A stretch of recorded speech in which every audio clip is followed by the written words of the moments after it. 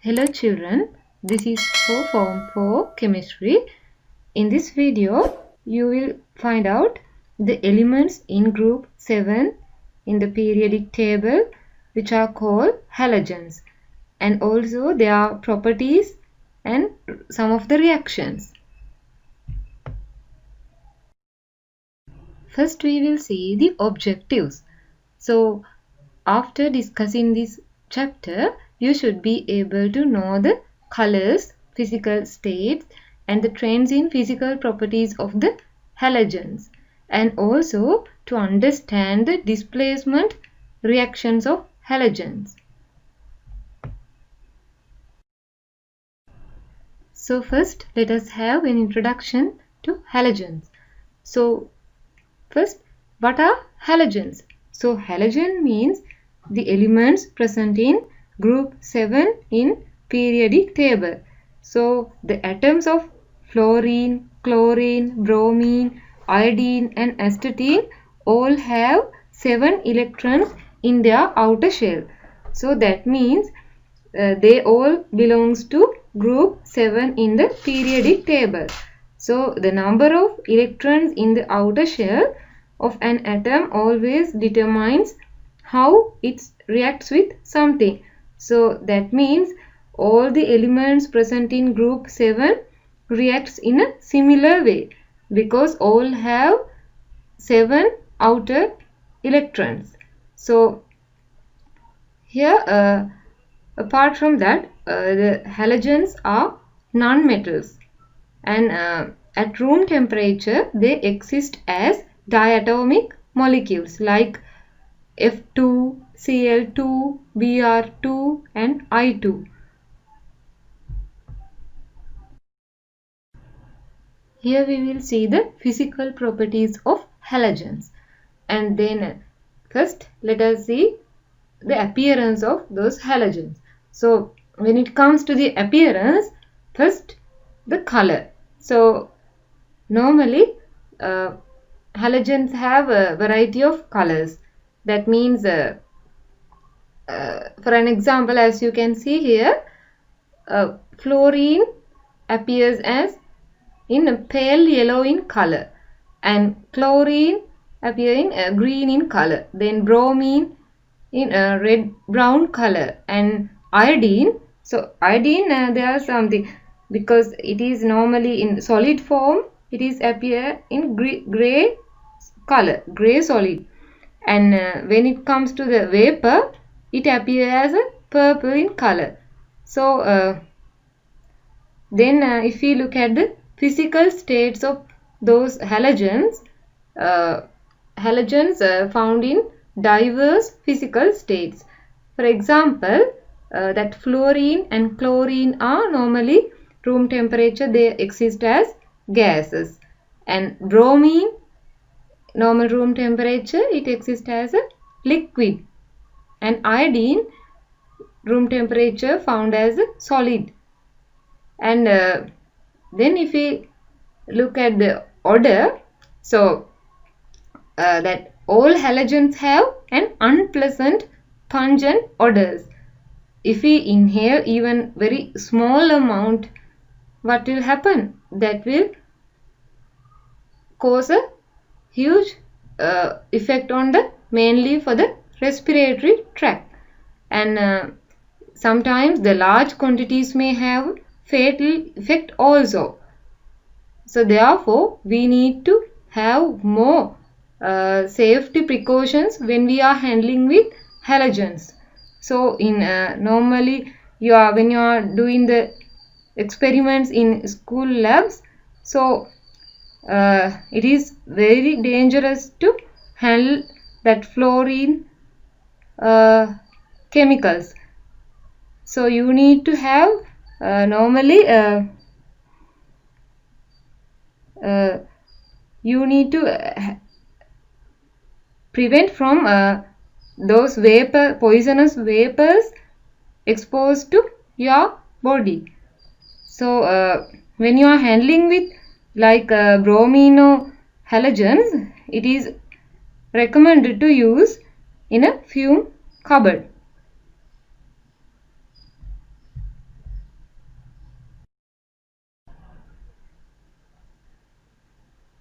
Then let us see the electron arrangement of halogens. So as you can see in the first picture, the atoms of halogens have 7 electrons in their outer shell.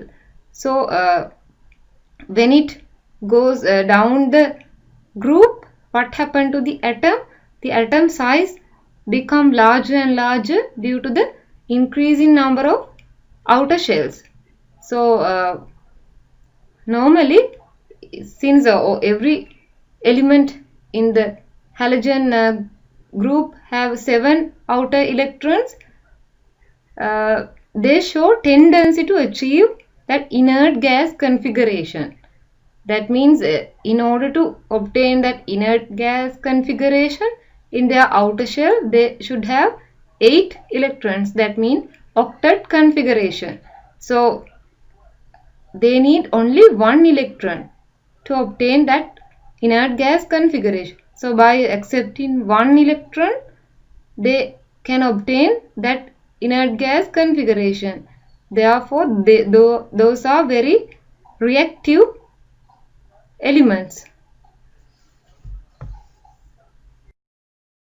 Then let's see the melting and boiling point of halogens. So melting and boiling points of these elements increase as we move down the group from fluorine to iodine. So here you can see how the values have increased both in melting points and boiling point. So this is because of actually the halogens are covalent molecular substances, no?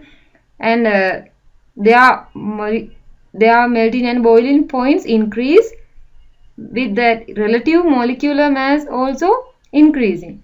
So as their relative molecular mass increase, the intermolecular forces of attraction become stronger and stronger. So therefore more energy must be supplied to overcome these strong forces of attraction. So here you should remember that by melting or boiling, it does not break the covalent bonds present within the molecule. They only break the intermolecular forces. So that should be you should be remember that one. So next we will see what happened to the atomic and ionic radius when we move down the group. So here also you can see by the values also you can see when we move down the group, the ionic and atomic radius both get increased.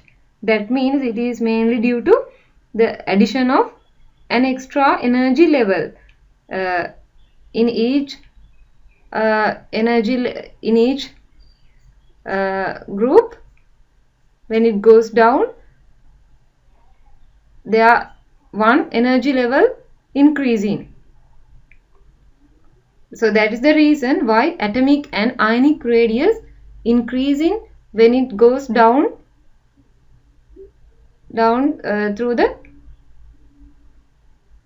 group.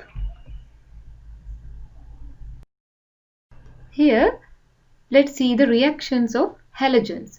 So first, that you should know that halogens can react with hydrogen and form hydrogen halides. So as you can see here, hydrogen can directly react with fluorine, chlorine, bromine and iodine and form their halides. That means hydrogen fluoride, hydrogen chloride, hydrogen bromide and hydrogen iodide. So and also that you should know that the bond strength, if we consider about the bond strength of these molecules decreases down the group. That means the highest bond strength can be seen in hydrogen fluoride, and then it gradually decreasing when it goes down the group, and the least bond strength can be observed from hydrogen iodide. And another thing is that the hydrogen halides are acidic, and those are poisonous gases, and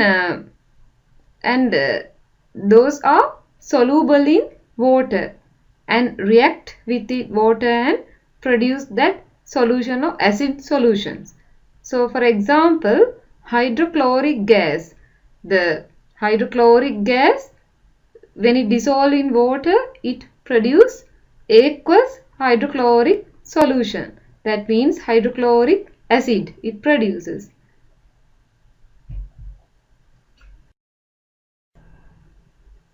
And also halogens can react with alkali metals. Alkali metals means group 1 elements and form their salts. So here for instance you have given one example, that means sodium burns in chlorine. Normally it appears in a typical yellow flame and produce white solid sodium chloride. So here the equation is given to you. How sodium solid reacts with chlorine gas and form solid sodium chloride, white crystals. So actually this sodium chloride is an ionic solid, and normally these halogens can react with both metals in group 1 and 2 and form ionic compounds. Here we will discuss about displacement reactions of halogen. So first we will see what are the displacement reactions. So displacement reaction means that if we react a solution of halogen with a solution containing halide ions, there a displacement reaction take place. That means, for example, if we react a bromine solution with a chloride ion solution, there displacement reaction will take place. So halide ions means the ion formed from halogen atoms. So from chlorine atom, when it forms to chloride ions, those are called halide ions, and chlorine is halogen. So halogen atom and halide ion. So you need to identify the difference between those two terms. And then here you can see how the reactivity falls down the group. So the reactivity is less than, bromine is less than chlorine, and iodine is again, reactivity of iodine is again lower than the reactivity of bromine. So here we will only discuss mainly concern about 3 commonly used halogens, but you should remember that the trend continues for the rest of the group also. And then here now let's see those we have 3 examples here, that if you add chlorine solution, that means chlorine water, to colorless potassium chloride solution, what will happen? So that means that solution will turns to orange color. That means initially there were potassium bromide and chlorine, they were colorless, and potassium bromide was colorless, and when it reacts with chlorine, it forms bromine. Bromide ion will transform to bromine. So there that colorless bromide ion will turn to the orange color bromine. So then in the next so there that chlorine is more reactive than bromine, and chlorine has displaced the bromine from the solution. So you can think in this way also. If something is more reactive, it has a greater tendency to react to form a compound. So if something is less reactive, it is more likely to go back to being the element or unreacted form. So here also it has happened. And then that if we look at the next example, it also happened a similar process. That means when chlorine solution add into the potassium iodide solution, it gives a brown orange color solution, brown color solution of iodine.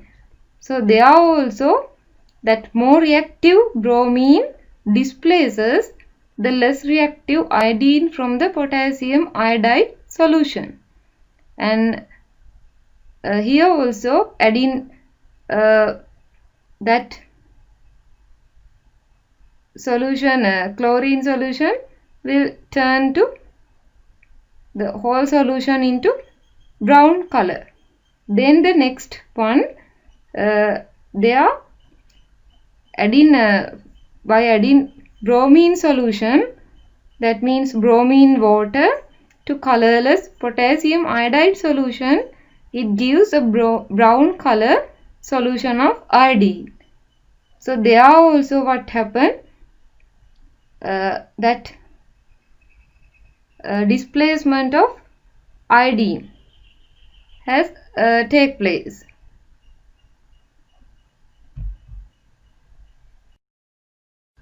So then you should know that these experiments do not show reaction. So what are they? That if you add bromine solution to potassium chloride solution, so there you cannot observe any reaction, because why? The less reactive bromine cannot displace more reactive chlorine. So there chlorine is in the form of chloride ion. So bromine cannot displace chlorine. So more reactive species only can displace another one. So again, if we react iodine solution with potassium chloride solution, again iodine is very if we look at its reactivity, iodine is very less reactive agent. So that less reactive iodine cannot displace more reactive chlorine. Therefore here also you cannot observe any reaction. And then the third experiment, that iodine, if you mix iodine solution with potassium bromide solution, that there also iodine is less reactive than bromide. So iodine cannot displace bromide ion into bromine. Therefore there you cannot observe any reaction. So here we will discuss about the displacement reactions as redox reaction. So the word redox has originated from the combining the two terms oxidation and reduction. So from the reduction it has given the RED part, and from the oxidation it has given the ox part. By combining those two together, it forms the word redox. That means reduction and oxidation. So oxidation means loss of electrons, and reduction means gain of electrons. So an oxidizing agent means it's something that oxidizes something by taking electrons from it, away from it.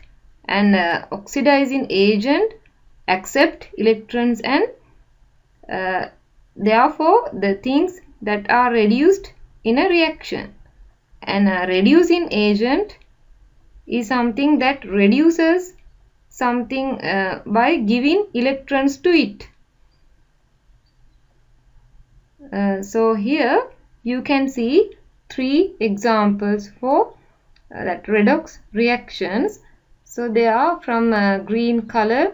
You can see how the reduction take place, and from the red color you can see the oxidation, how oxidation happens. So oxidation means again loss of electrons, and reduction means gain of electron. So here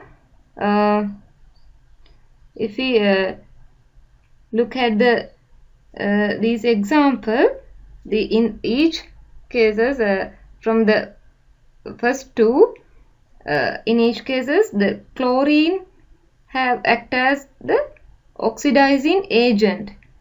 So first, if you look at the first example, there chlorine oxidizes the bromide ions. How it oxidizes that one? By taking electrons away from them. So because normally the oxidizing agent takes electrons away from something else, and it is reduced itself. So chlorine is reduced to chloride ions. So then bromide ions oxidized into bromine. So then if you look at the second example, there again chlorine is have acted as the oxidizing agent, and there the iodine has iodide has oxidized to iodine. Then the third example, in the third example you can see that reaction between bromine and iodide ions. So there bromine is the oxidizing agent, and bromine has reduced to bromide ion, and iodide ions have oxidized into iodine. So normally the oxidizing agent is oxidizing agent become reduced. So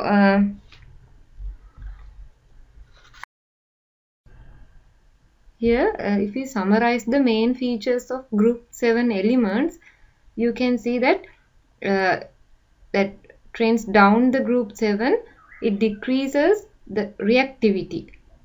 When from fluorine to iodine, if you take the reactivity falling down, then it increases the atomic radius, as you can see here, and also it increases the number of filled electron shells, and also it increases the melting points and boiling points, since the relative mass also get increased, molecular mass also get increased when it goes down from the group.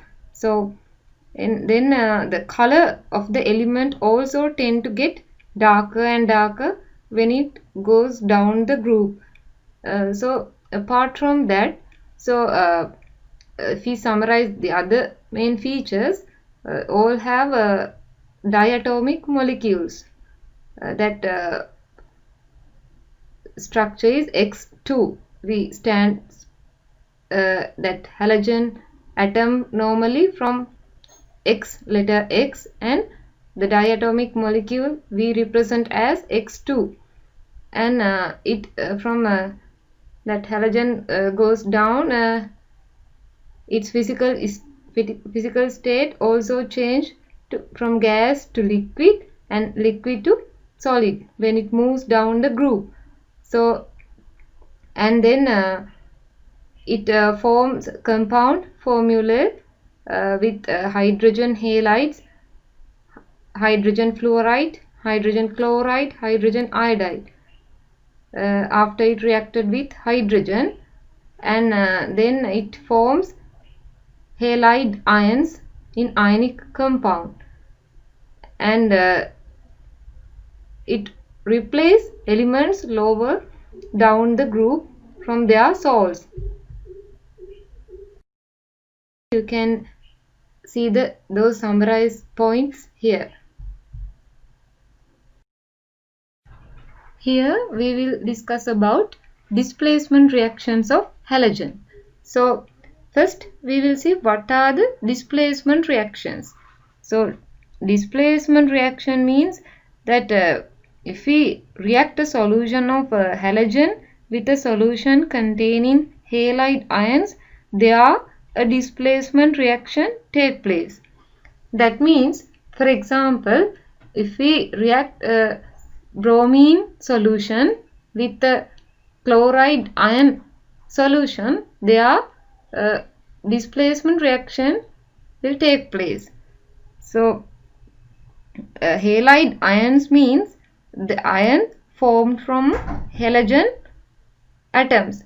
So from chlorine atom, when it forms to chloride ions, those are called halide ions, and chlorine is halogen.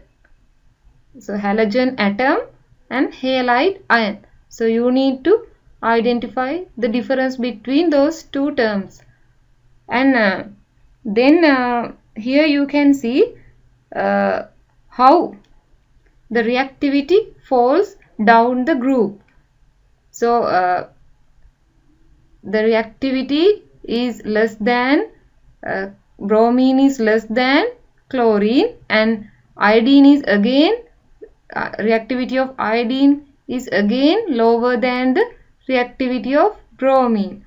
So here we will only discuss mainly concern about 3 commonly used halogens, but you should remember that the trend continues for the rest of the group also. And then here now let's see those we have 3 examples here, that if you add chlorine solution, that means chlorine water, to colorless potassium chloride solution, what will happen? So that means that solution will turns to orange color.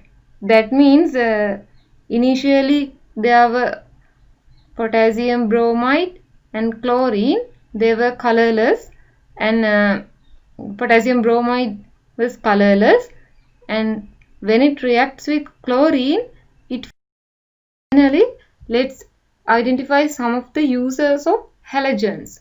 So if we take first fluoride, fluoride is mainly found in many products which we use every day, like toothpaste and vitamin supplements, and even the public water also there may be halogen fluoride. For the toothpaste, that fluoride ions are most important ingredient. And when it comes to the chlorine, both chlorine and bromine are used as disinfectants for drinking water, and also for the swimming pools also chlorine and bromine are used as disinfectants, and they can kill bacteria and other harmful microorganisms through sterilization. And iodine, so iodine is used as an antiseptic because it can kill germs on the skin. So these are the some of the uses of halogens. There are a number of other uses also. So hope you might get more knowledge from this video about halogens. Now you can try for the chapter questions, and thank you all for listening.